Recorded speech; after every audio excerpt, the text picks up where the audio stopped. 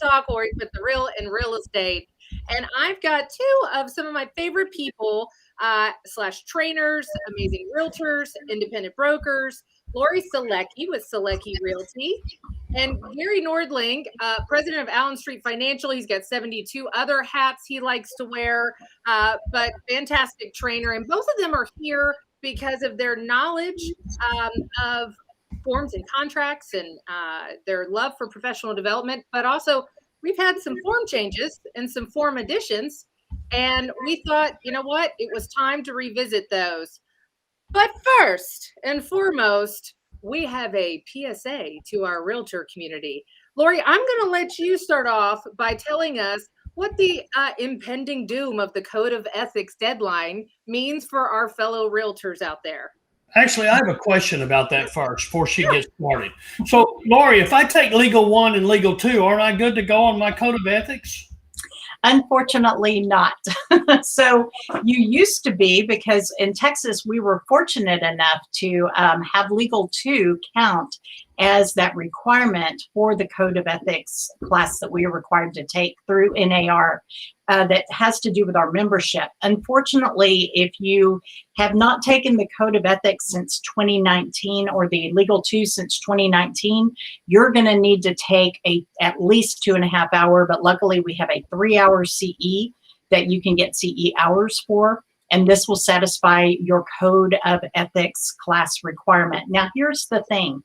We want you to understand it has nothing to do with your board. Your board's not making you do this.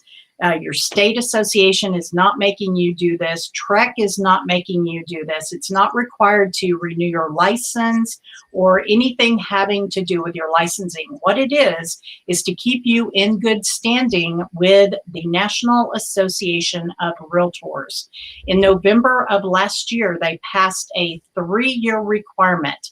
So 2019, 2020, 21, this is the end of that 3-year. Then we'll start all over again in 2022, 23, and 24, and you'll need to take it again every 3 years from here on out. Now, this keeps your membership in good status. Now, if you go till the end of the year and you have not taken your Code of Ethics course, guess what? You will no longer be a realtor, and your access to MLS will be cut off because that is tied to our realtor membership. Also your realtor membership with Texas Realtors will no longer be available, and they will cut that out for you no less than 30 days, no more than a year. So understand this is huge because you will not be able to practice like you normally have. You can still be a licensee, but you won't have access to key card access or MLS access. So, this is pretty serious. If I don't get this done by the end of December, I'm going to lose my access, my realtor rights for 30 days at a minimum. Right. Man, that's going to make for a long winter, isn't it? Yeah. And here's the thing. If you are a new member to, MetroTex or NAR, then if you don't have this in by the end of the year, luckily during orientation, we get this, but if you don't do orientation before the end of the year, then the first 2 months of the next year of 2022, January and February, you will no longer have access to anything. So you will be basically suspended for 2 months as a new member. That's insane. And that's the thing. I mean, we've been talking about this for quite some time now, especially the past several months with MetroTex. Our staff has been amazing. They have it at the footer of their emails. Subliminal messaging works great. We've got great graphics going out right now. But I think people sometimes downplay, oh, it's fine. I'll just pay a fine or I'll do something else later. But the fact that you will be suspended for at a minimum of a month can be crippling to your business. So we've got a phenomenal landing page in the host chat or in the chat over here. That's the MetroTex Code of Ethics, all things to consider. So how to check whether or not you fulfilled that requirement through the NAR website, and then other options to take the class. And if you don't need CE, there is a free option. Right. NAR. Exactly. You can go onto the NAR site, and if it says you need it, then you can go. They have free Code of Ethics if you don't need CE. You can take that, and then that will automatically post and say, good, check the box, she or he is good. If you can't do that, we always are offering classes at the board. There are lots of other places that are offering code of ethics. So, I mean, there's no reason for you not to be able to get it. I mean, this is something you've got to do. Just like a renewal of your license, you're going to have to make sure that you follow this and that you get it in and get it done. So I'm going to do another plug, because there's also another phenomenal program, C2EX, that was unveiled a couple of years ago. And that's also a way to fulfill your code of ethics training. So just make sure you have to complete the entire course. Exactly. They won't let you do just that little module. You have to do the whole thing. The whole thing. So if you've already started and made a lot of progress, go ahead and finish with the C2EX, because you get an amazing, designation out of it, and your code of ethics requirement. So those are our PSA comments to start off. And now I think, and if anybody has any questions, of course, post them in the chat. We've got more information. Again, we want to be able to bring awareness to as much as we can to you guys in this short amount of time. So I think, let's talk about form changes. And everybody loves them. Most of the time they are outdated even when they're introduced. It was something that we really needed to update in our forms and contracts. And so here we are. But people are generally lagging in the education or the implementation of these. So I think the first one that I'd love to talk about is the one that was just unveiled, which is our addendum that covers PIDs and MUDs and different types of taxing authorities. We've got all of these new developments across North Texas. Before, those MUD districts and those PIDs and MUDs, they weren't as prevalent, but especially in these ancillary communities that are starting to really develop in the more rural areas, they've got them. And realtors have not done a really good job of disclosing this. Neither have builders when people are buying. And that is huge, because that's something that we fight for, obviously, at a state level with our legislators, or tax relief. And this is one of those things, if you are not aware of what's going on, it is a very high tax burden for people. So let's talk about that. That's just some of the reasons why you do it, but that we needed that disclosure. But who wants to take that for me, what this new PID and MUD addendum looks like? Gary, you want to do that? I will. Sure. So the new addendum is TREC number 53-0, since it's our first one. And it's an addendum that contains notice of obligation to pay to an improvement district. And so now our next question is, what's an improvement district? Well, they're mechanisms that developers use to raise funds for utilities and amenities needed for a new community. So if we're way outside the city, we may need to install a PID or a MUD in order to bring all the utilities out and pay for those things. And that's basically what that tax is for. And it used to be a little bit of a buyer beware, if you will, here in the state. And now the new law has passed, and we have to, as a seller, provide that information. And so now we have a new form. And it's going to be a little confusing, because your form's going to have November the 8th of 2021 at the top of it. Yes, that's in the future. But the reason that's in the future is because the law is already in play, and the Texas Real Estate Commission won't be able to meet and approve the form until October. Even though the form is ready, you got to start using it September 1. So, yeah, there's a little topsy-turvy there, but it'll be okay. You've got to use it, and I realize the date is not here yet, but you still have to use it. And it's something, it's confusing, and for buyers agents that maybe have not done a lot of business in these areas, that we've got a lot of people that are moving out to more rural areas. They're saying, I work remotely, I want some land, I want whatever, and so they're encountering this more. So it's also something that we got a friend over there. Yeah, it's also something that just automatically, it's a question now that we need to ask, because you go into these areas, especially in the northern corridor. It's got a ton of them, Prosper, other areas like that.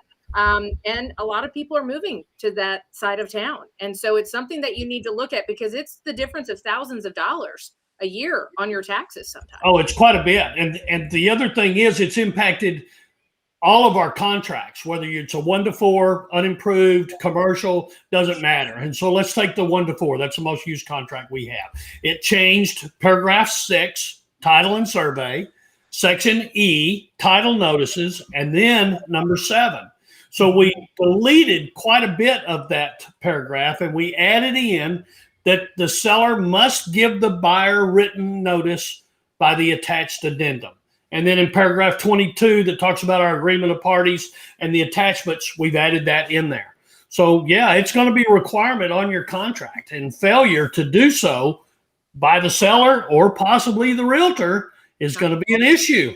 The disclosure issue. There will be liabilities. I've prepared us a pretty nice PDF that they'll slide in the chat for you. It's about 5 pages long. It's a pretty good description of everything goes on. I got a lot of it from the Texas Legal Department at Texas Realtors, so it'll be helpful for you in the future on what comes. Now, you got to look it up and find out what's going on. Once you get your tax numbers back from the title company, you need to review it and see if it's in there, and so does your buyer, and get that. The other thing is, yeah, you can go to the Texas Environmental Quality TECQ website, or I just Googled PIDs in Texas, and it pulls them up, and it's pretty much by county or by city. So Frisco's got them, Melissa's got them, Fort Worth's got them, Haslett's got them. Yeah, you start pulling up, and you can see where they are. So we're going to have to start getting used to that, because some of those places won't actually have some of the stuff needed until they renew some of their paperwork. So there may be a year lag before we get in a lot of it. Now, in our MLS, under the loading it in MLS, we still have, under utility easements, we still have the mud district, and we have mud water and mud sewers on there. But PID is not one of our choices. And it could be either or. So we have to be careful and look for both on those changes. Again, you know what it's doing? It's creating that, oh, wait, I need to ask this, whether you're the buyer's agent or the listing agent, which I think is great, because there's a lot of information that we're having to process and evolve with, as our metroplex in North Texas grows. And this is just something else that creates that accountability too, because it's not necessarily out of malice that people don't disclose it. They just don't know, or they don't know to ask their seller. A lot of times they're first-time home buyers that are buying in these communities. They don't even realize this isn't normal. So then when they're going to resell, they don't sit there even know they need to disclose that I'm in a utility district. Exactly. And it gets very cumbersome if you're not careful, especially to a new home buyer. But it could be somebody that's owned 3 houses that just hasn't run across it, just like an HOA on different things that they can do. Another thing too, it doesn't have to be a new community. As we learned when we had, and by the way, I'm going to give a plug for MetroTech's YouTube channel. There is a video that you can watch. It's an hour long, but it was a webinar that we had called Fix Your Mind on This. It's a muddy contract. Don't get washed away. And it actually had a doctor from the Texas Real Estate Center, and he talked about University Park, which is an older neighborhood, but it also has a continuance PID, and they can reinstate it at any time when they need to. So understand it's not always just new developments. So PIDs could be in older developments as well. It's just something, like you said, Ashley, that we must be cognizant of, and we need to start asking better questions. Amen to that. So, and I want to be clear on something too. And as part of MetroTex, your association that you're a member of, we're talking about all these things. You can get your code of ethics for free. Mm-hmm. You can watch this YouTube channel on the contract and muddy the waters for free. Right. These are things that are provided to you by your association. Just take the time to go do it. Well, it's an hour, but it's a good hour. Yeah, it's well worth it listening. For sure. It's an hour with probative information that's going to be applicable to your everyday, real estate career, which I think is huge. Which, again, with everything going virtual for the most part, the past 18 months, I'll give another plug for Metrotech. This show being one of them, we pivoted and tried to be able to provide as much information and cast a wide net. So between YouTube videos and webinars and these Facebook Lives and YouTube streams, man, we are blessed to have an association, a local association that really digs deep and wants to continue to contribute to educating agents out there. Okay, so we've got our first question or comment. Richard Weeks, if an agent takes a listing and they don't know the property is located within a PID, I think they lack geographic competency. Richard. Wow, they have a point. You know, I feel like I need that cartoon, the nail and the little head hitting with the hammer. Well, but Richard, you are correct, and that's why we do this too. This is not to fluff feathers or do anything else. This is our raw, unedited version of displaying content to you guys, and that's huge. But at the same time, we do have newer agents that are constantly learning in the field, because real estate, there's always something different, and you got to be on your toes. And so while there are seasoned agents that are geographically incompetent and are practicing in areas that they don't realize because it's widely known, there's also new agents that are entering our marketplace at any given time. I mean, gosh, our increase in membership alone during COVID is an example of that. People jumping into the real estate game, which has been going on for the past 10 years. So anything we can do to help our sellers, help our buyers, and to create more accountability for us, I think is huge. But Richard, you are absolutely right. Next time we'll have cartoons with hitting things, the nail on the head. So moving on to some things that I think you guys have heard in your classes or in practicing real estate, but it's becoming more of a trend. And that's, we had an update to our contracts several months ago, and that was in regards to earnest money and option money. But the trend that we're seeing is, because now you have 3 days to deliver both, and people are trying to get their inspections done before that 3 days and not deliver the actual monies. Is that what you guys have been hearing? So let me set a scenario. I'm going to send Lori a contract to buy her listing, and we've got all the prices worked out, and we've worked out our option fee, and we've worked out our earnest money, and everybody's a happy little camper. So I send it over. And then my buyer says, you know what? I don't want to send them any money yet. Let's get that inspection done in this first 3 days before that money's due. And then I'll decide if I want to go forward or not. Right. And so we get our inspection done because they have to make the house accessible for us. And that's okay. We can inspect it. But now my buyer finds a lot of things wrong. They say, you know what? We don't want to continue. We want to leave. We want to terminate the contract. Do we have the right to terminate the contract? Lori, do we? So let's look at what the contract says, because I'm not a lawyer. I can't say, you know, here's the requirement or here's what's going to happen. But here's what the contract says. The contract says that you must deliver within the time prescribed. Now, if you don't deliver, then for option, you do not have an option period. And so what will happen is Gary will send me a termination, and he'll check the box that says unrestricted right to terminate. And you have not got an unrestricted right to terminate until you give us money. Okay. And so here's the thing, that contractually, that does not seem like the right thing to do. Right. So you must put the money up if you're going to use that as an out. And there's lots of other outs in the contract, but you haven't hit those timelines yet. So if you're going to use that as your out, you must pay the money. You must pay the money, because otherwise you do not have an option and you don't have the right to do that. So I'm in a lot of different education and real estate groups and different things, and I am seeing this as a trend. And let's break down multiple issues here. Is the fact, as a buyer's agent, Lori or Gary, if your buyer said, let's stall on delivering monies so we can get the inspection out of the way, how would you approach that?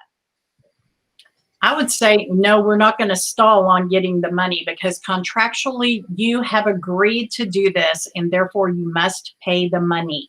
If you don't pay the money, you're going to put yourself in jeopardy of not having the option to terminate. And also you put yourself in jeopardy because if you don't deliver the earnest money, the seller can terminate.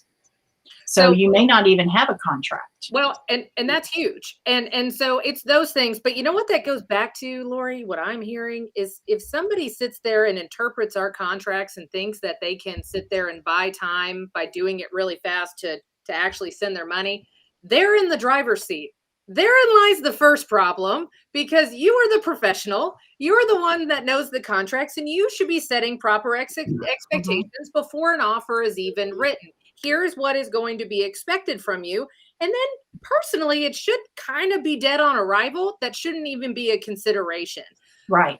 There are so many things that are going on in this market right now, and people are trying to find these tactical advantages. So they are putting in high option fees that are equivalent to earnest money. And so in their mind, it's okay, if I can hurry up and get this done before the 3 days, I don't have to deliver $1,500, $2,000 worth of option money. Well, yeah, you still do. That's called buying an offer, buying a contract. Exactly. That's what you have the option for, is so that you can purchase a piece of time for speculation. If you decide that you don't want to go forward, then that's what you do. You terminate, but basically you're paying the seller to take it, to give you that time. That's really what the option is for. Also, if I don't send the money, one, I don't have the option period to back out like we're discussing here. But two, if I don't send the earnest money, I still have a contract in play once it's signed. I do not, earnest money is not required in the state of Texas to be a contract. So I'm still together on that, whether I'm the buyer or the seller. And listen, I've seen this meme where it's, people are one bad cup of coffee away from a nervous breakdown. and you talk about the real estate market on top of the world being upside down and in shambles. Let's see, most of the time you sit there and say, okay, but a seller's not going to not want to sell their house by trying to hold it up, get litigious, do anything else. Or will they? And that's something we have to consider. You cannot gamble with your client's well-being. And this is why proper expectations up front, even though we are in a very reactionary market, when inventory goes on, we've got to jump. That doesn't mean these conversations shouldn't already been had. So I think if you have those conversations up front, you set the expectation of, we're going to be aggressive on option money, option terms, earnest money, everything else, but understand I need that from you from jump. Okay. Right. And it's now easier than ever. I mean, Kathy said the hard thing is collecting. However, it's gotten easier to collect because now it can directly wire, or they can do, the electronic transformation of taking pictures of the check to the title company. Yeah. Well, here's the thing too. You and your client need to decide what is fiscally available for them. Because here's the thing. I've heard this too. Well, the listing agent says we've got to put up this much. Well, hello, the listing agent doesn't make that decision for you. No.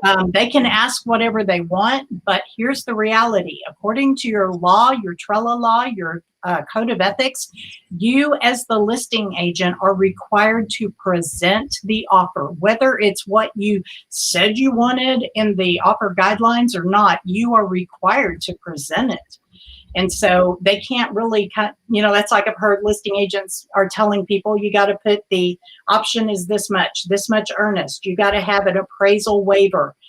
When you do that, you're really getting into a gray area, because you are creating a situation where my buyer is losing some of their rights. And that could be a practicing law issue. So be very careful about that. I gotta say this too. Kind of a pet peeve of mine. Oh, me too. If I go into supplements and I see a 2-page document on offer instructions or guidelines, I go, ooh, do we really want to do this? And here's the other thing too. I've talked to other agents who said, I just want a clean offer written, so I'm giving the information and trying to tee them up for success. Here's my deal. We talked about this. I had a listing. We cut it off after 17 offers. Out of 17, I didn't have one that was fully written correctly. Yeah. I want to know which ones are the bobos that don't know how to write an offer, because if I've got 7 that look identical, that they're all in shambles on a piece of paper, at least that's how I can get them off my dock, and I can help my seller make a discerning, decision on that end. Out of the 17, I had one that was really close, and it was just a simple clerical error on their part. But that could be used as a filtering mechanism too, because they didn't have the professional capacity continue on in this transaction, most likely, and get to the closing table. So that's, again, just my PSA of one of my pet peeves. I want to know the bobos that I'm dealing with. So stop putting in the offer instructions, how to fill it out, and put in the broker information. All right. Well, and I like the guideline information and something being in there, because it does help me with some of the things on what somebody might be looking for. Now, I may agree with them, I may not agree with them, but at least I've got a conversation to have with my buyer saying, okay, this is what they're looking for.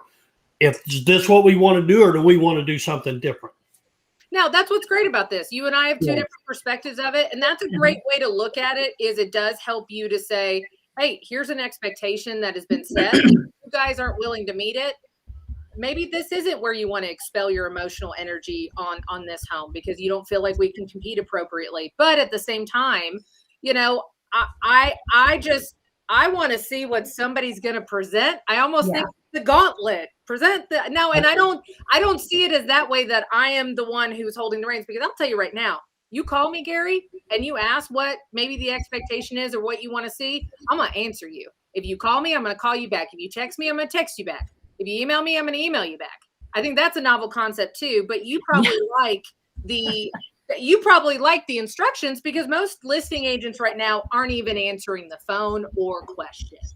Yeah. So it's and honestly, with offer guidelines, hey, if it's something that's like, hey, here's the legal name of the seller, here's the legal description. If you want us to pay title, here's our title company. That's totally fine. Like, if you're giving me information, that's great, but don't start filling in the blanks for me, because that's going to create an auction situation. I agree. And Mom's chiming in finally. Yes, Mom is chiming in. So it took her a while to get warmed up to me. Instructions versus rude demands. And that's the difference there. If you are providing applicable information so we can fill that out appropriately, I put it in private remarks, but I know sometimes it gets hard if there's a survey, if the link back is desired, other things that might be pertinent that somebody, might interpret a different way. So if you do want to put it in, here's some helpful tips. Yeah. I like that. Helpful tips, not offer guidelines. Here's helpful tips. It's all in how you write it, right? You have so led me to the fork in the road right there. Private remarks. Yes. What about if we put in there that there's a PID in private remarks? Yeah, there you go. So that we know there's one in there, and the other agent knows to look it up until, some of our forms get caught up. And we probably need to also use the notice of information from other sources, the TXR 2502, because we're getting that stuff from other places. Third party. And now we're sharing information that we're going to need for that contract. You're absolutely because I need to know that. I need to know we're going to attach that. Well, and that's something really important, because I will tell you, I just had one in Little Elm before this was passed. And I knew darn well in this neighborhood there was one, but I couldn't find that information on the appraisal, which is where most agents go, is the appraisal district. So, but it wasn't there. And in fact, it had a small line item, but it was zero. So you go, oh, okay. I mean, is there an actual compensation to this assessment? So, so that being said, I mean, it's one of those things, and a great title company is also an asset, and they researched it for me. And I said, hey, before we even go live, I want the true factual financial implication, because I'm putting in private remarks.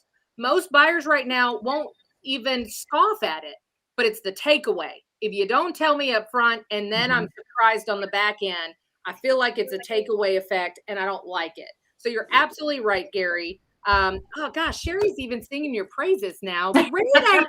All right, Mom. Yeah.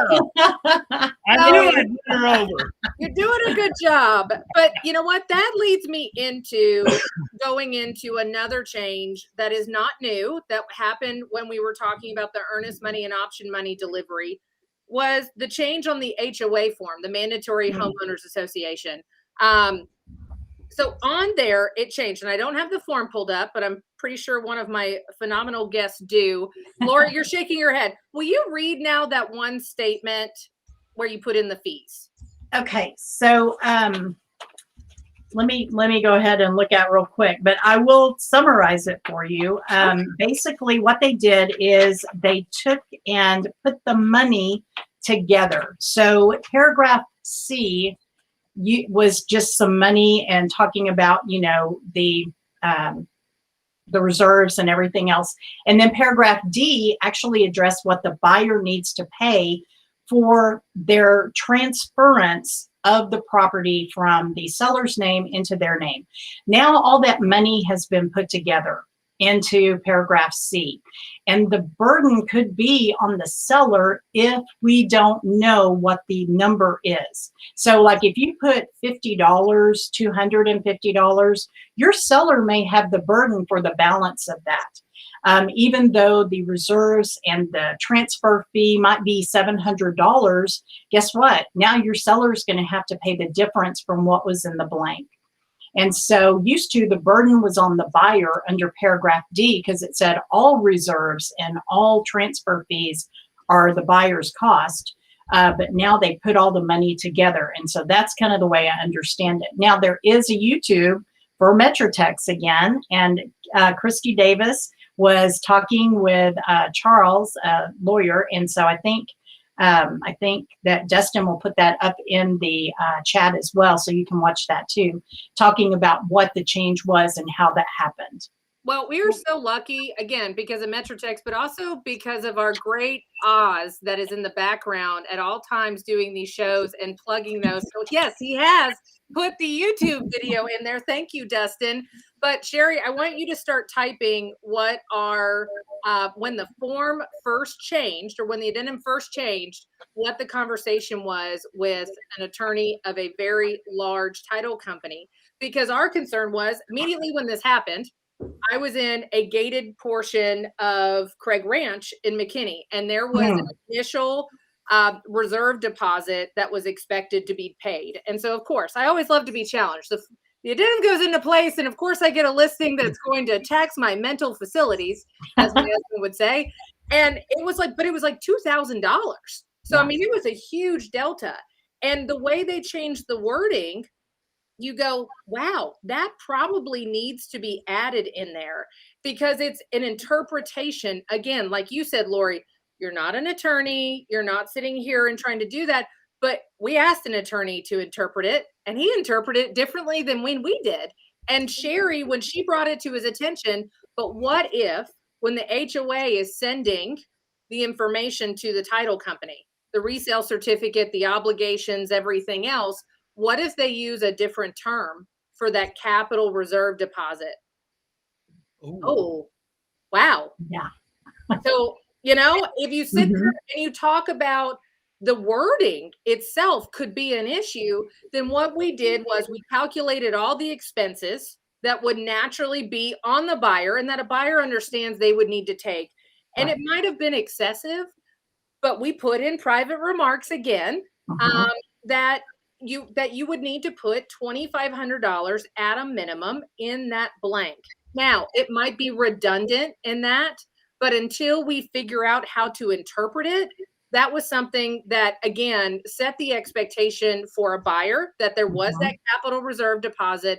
And I'm instructing you that you need to put it in the HOA addendum appropriately because my seller is not going to take that cost on. So, yes, Deborah, we are seeing them change the fees to different names. And that's the scary part.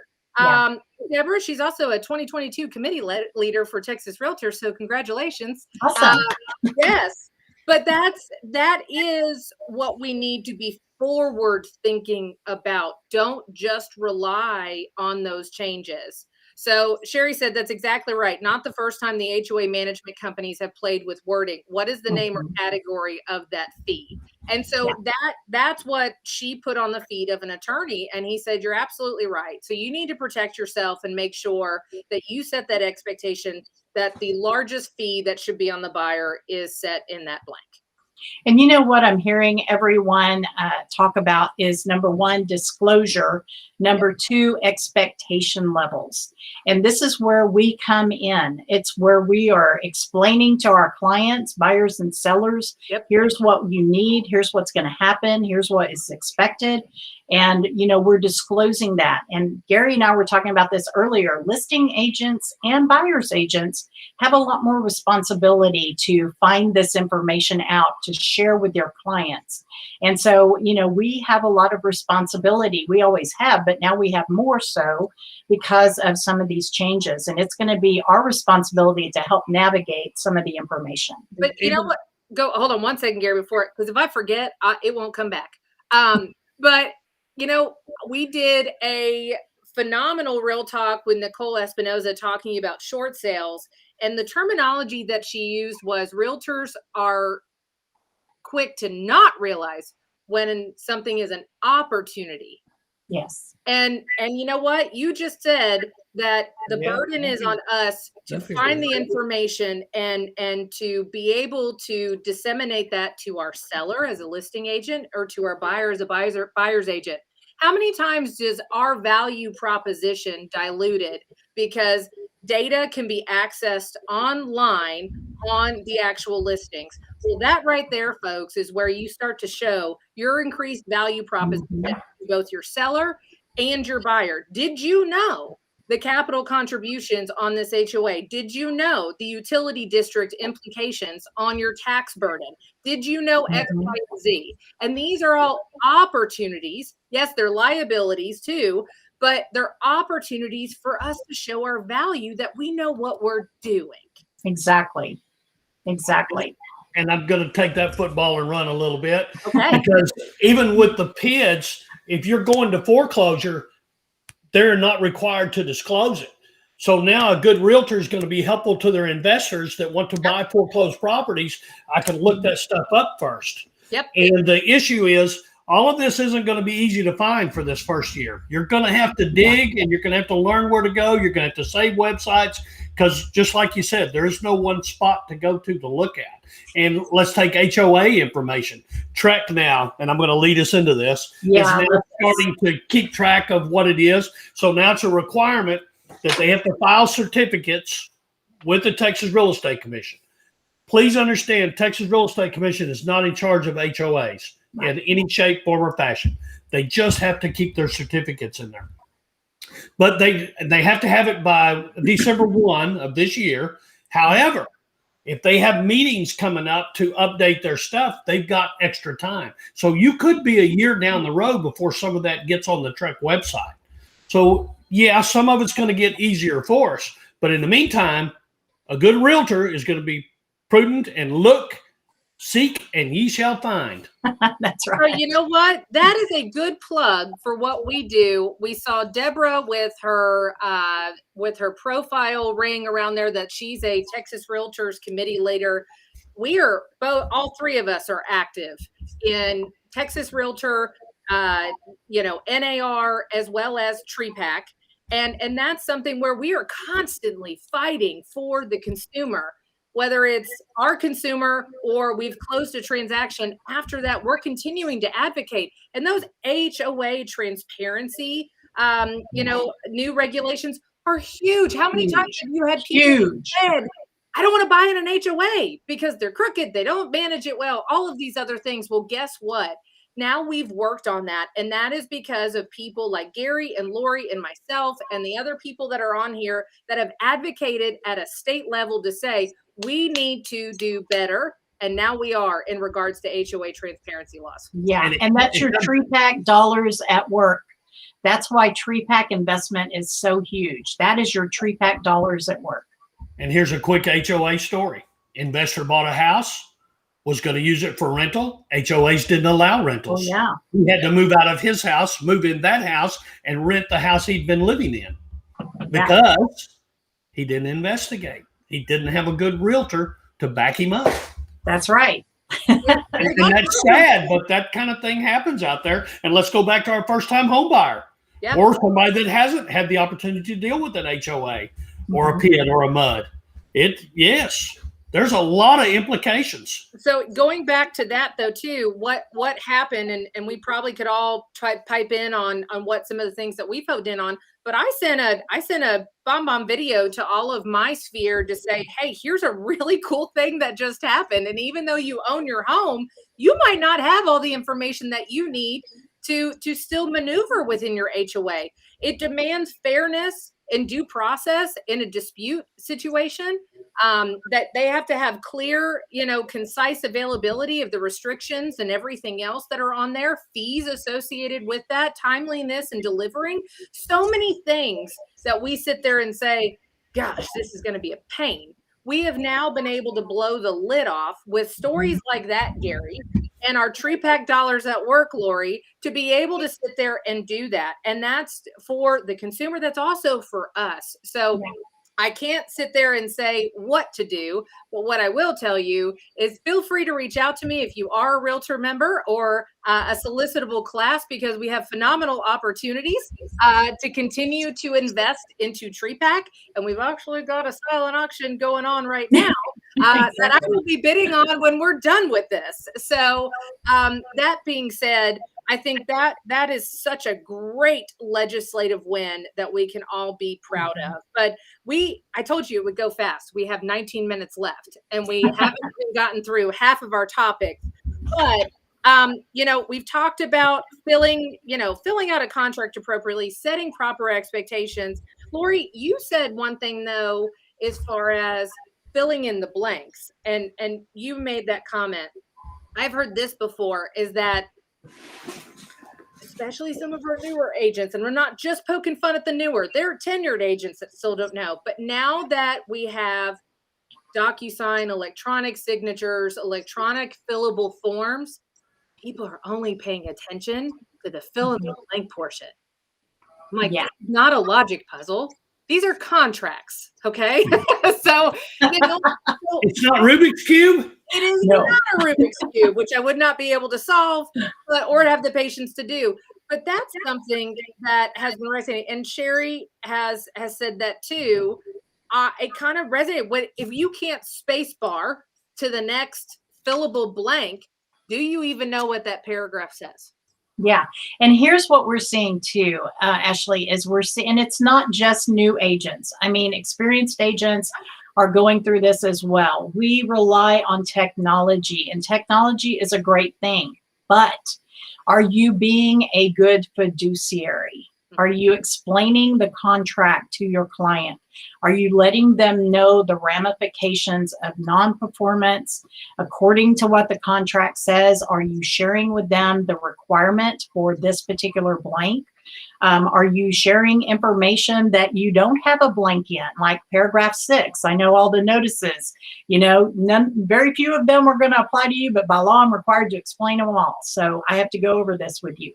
So here's the thing. We should explain the contract before we send it off to be signed. And I think that a lot of the ball is being dropped. We just send it over. Hey, tell me what you want to, here's the 5 categories. What do you want me to put in these blanks? I fill it out. Boom, I'm going to send it to you. Hurry up, sign it, and send it back, because we got to get in there because there's multiple offers. And I think we are really dropping the ball on client advocacy, and that's going to be a fiduciary issue. So we have to be really super careful. I know we're moving in a fast market, but we've got to protect the client. That's my mantra, protect the client. So Lori, but on that, again, we're in a fast-paced market. So wouldn't it behoove you to sit there and say, hey guys, I know we haven't seen a house that has checked those boxes enough to actually write this offer. Let's take the time now to go over what our contracts look like so that when we're ready, we don't waste time. Yeah. And here's the thing. If you're doing the buyer consultation, attach a contract into the packet. Look, we probably are not going to write something today. We may, but we probably won't. But here's the thing. I want you to have this to look at. Now, when we do write it, I'm going to explain everything to you, but I want you to at least be able to see what you're going to sign. And you look at it, read it, and then we'll discuss it. have a Zoom meeting, and go over the contract, share your screen, go over the contract with them, something. But we need to make sure that we are being a good fiduciary and looking out for them. And it's just as simple as, what does 3 days mean? Yes. Uh-huh. Is it Because we're business on days, Friday Mary? night. That's the thing. Is it business days? I thought it was business days, because this is business. Does Monday count? That's Labor Day. And Yeah, Sunday doesn't count, right? Because that's a weekend. And it is. It's something as simple as that, so that they know what this means. And if your money is short on your option and your earnest money, it goes to earnest money first, option second. And if you're $1 short on the option fee, flip that around, Gary. Flip it around. Sure? It's option money first and then earnest money. They changed it. So it's option money first. And then, so your option is secured if you pay any money at all. You'll just have a deficit on your earnest. So hang on and I'll read that to you. So okay, Deborah's got option first too. So see, so number 3, 5A. Classes are good. I take a lot of classes from other instructors too. Sure. So you just got confused. That's all. The amount of escrow agent receives under this paragraph shall be applied first to the option fee, then to the earnest money, and then to additional earnest money. So even if you pay a minimal amount, your option is still secured. So for those of you that are like, I don't want to pay the option and the earnest money, at least if you pay the option, I'm not telling you to do that, but at least if you pay the option within that 3 day, your option is secured. Yeah, absolutely. And you'd think I'd have a contract pulled up in front of me. That's okay. I mean, hey, that's okay. I just noticed that not too long ago. I was like, oh, okay. But Dion said, yes, I still go over contracts in my consultation. So many agents don't. And Dion, you're absolutely right. I don't even think there are a lot of realtors that do consultations, and they can look super different. It doesn't have to be formal at the kitchen table. It could be Zoom. It could be something else. So Sherry, come bless us. We used to teach agents that they should know the contract and be able to explain it upside down at the kitchen table. With the technology, we've actually lost that ability. And that's right. But that's also on us, because we have devalued what we do. I mean, gosh, the whole word alone, contract, legal ramifications beyond that. And we're going to sit there and say, I don't know. Don't worry about it. Yeah, that's fine. If you want to accept the privacy rights on your iPhone and sit there and scroll down and say, I accept. But on a real estate transaction, when it's the largest financial transaction most people will ever exchange in their lifetime, we need to do better. So Deborah came back and she has said, we just need to make sure that the buyers understand sellers can terminate if they don't pay in the 3 days. And Deborah, you are absolutely right. That's right. Seller, with that change of the earnest and option on the contract several months ago, but even before then, they now have the option to terminate, which a seller has never had the option to terminate. Right. They were held hostage because time was of the essence to deliver earnest money. So at least we have a time clock on it. Yeah, here's what I had somebody tell me this. I'm trying to think of who it was, but I love it. I use this now. So understand, buyers are dating, sellers are married. When they enter into a contract, buyers are still dating, but sellers are married. That means there's only a couple of ways sellers can get out. Buyers have a multitude of ways to get out, right? So they can terminate the engagement anytime they want to, as long as they fall into those timelines. But sellers pretty much have already put a ring on it, right? That is I love that, because real estate is dating. It really is. I mean, we're going to have a little lunch and figure out if we like each other and going to go forward. Yeah, hey, that's a very millennial analogy, Lori, and I do like it. So, all of these things are so prudent, and the point of this, especially with you guys as instructors and practitioners, is if we can just provide some nugget of information that somebody didn't think about, because this is a hard market right now. You might be not getting a lot of offers accepted, but these are changes that are actively happening and you need to be prepared. So Sherry said, again, continuing education is forever ongoing, or at least it should be. And we've got fantastic instructors at MetroTex, two right in front of us. Yes, that is a shout out to both you, Lori, and Gary. And Sherry, is a consummate teacher, even as a small child before she was in real estate. That was her passion. So I'm glad she gets to do it now as well. But that's what your passion is too. And we're so blessed to have you guys in the MetroTex fold. But you're out there in the community, you're constantly teaching and trying to educate people. And that's what's amazing, because we've showcased multiple times here tonight that our value proposition goes beyond just opening a door or providing MLS data. So I welcome all of these opportunities that are now at my foot. I have 2 feet. So just here in 2021, we've had 12 contract forms change. Yeah. We've added 5 new documents for addendums and forms. You got to continue your education to stay up on it. I mean, it's changing every single day. Well, and that's huge. And so Kathy Mitchell came back and said, provide earnest money and option money at the time of execution. I mean, that used to be the business practice. Yeah, that was the business model. It stapled the check onto the offer, You're like, when you sign the contract, give me the checks. Yes. That's something that we always did. But again, it's even electronic format, it's okay. Now tomorrow, I'm going to get the wiring instructions. I'm going to get whatever. If you want to deliver a check directly to the title company, how many times though have you heard, ooh, I don't have a paper check anymore? And that's something else as well. And so it's again, even teeing up your options. Hey, when we get our offer accepted, understand, here's what we need to do to deliver that money within the prescribed time. Do you have checks?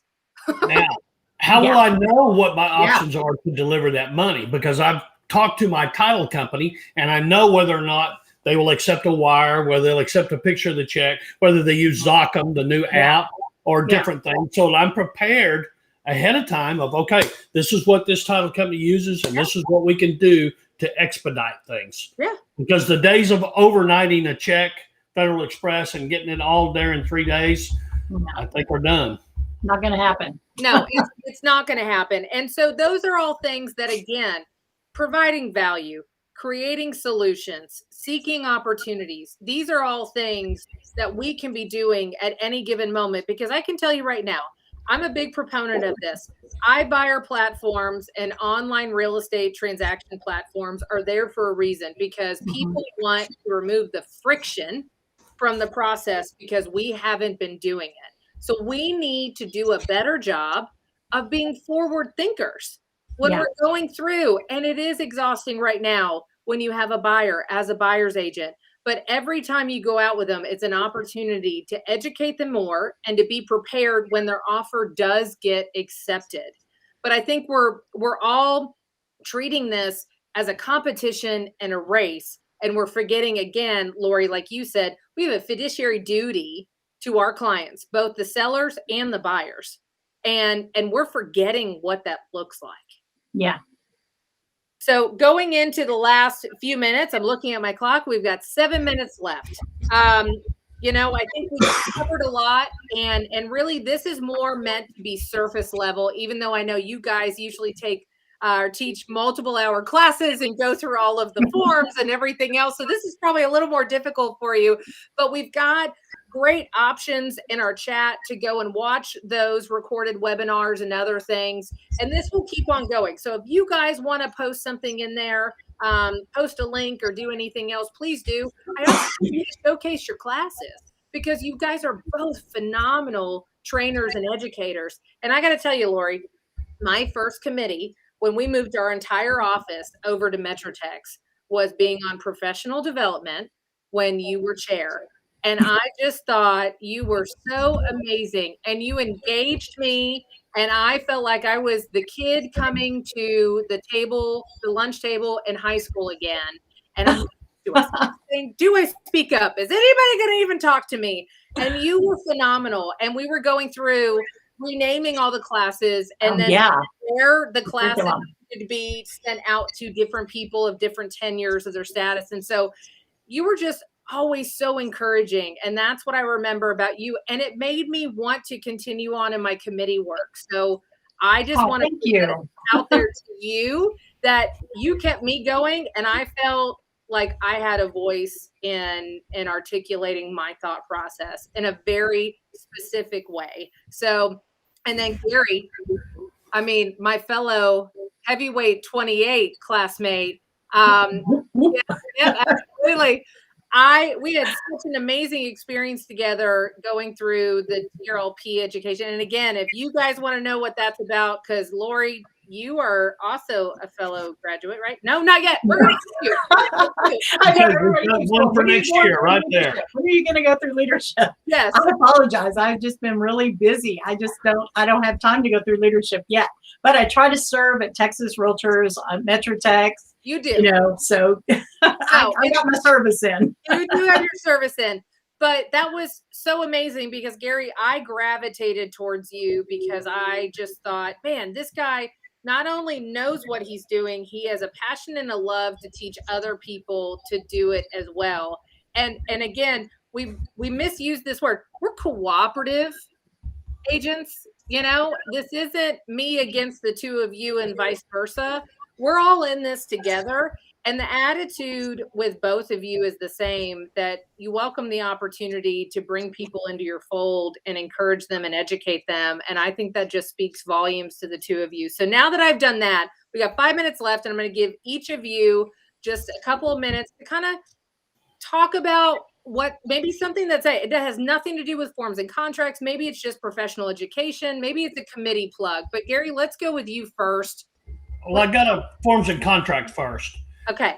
At the TREC level, they're working on hard money loans on whether or not that's a loan, whether it's going to go in the third party addendum or whether a whole new addendum is going to be created for those. So if you've got an opinion on those, pay attention, participate, get something in there.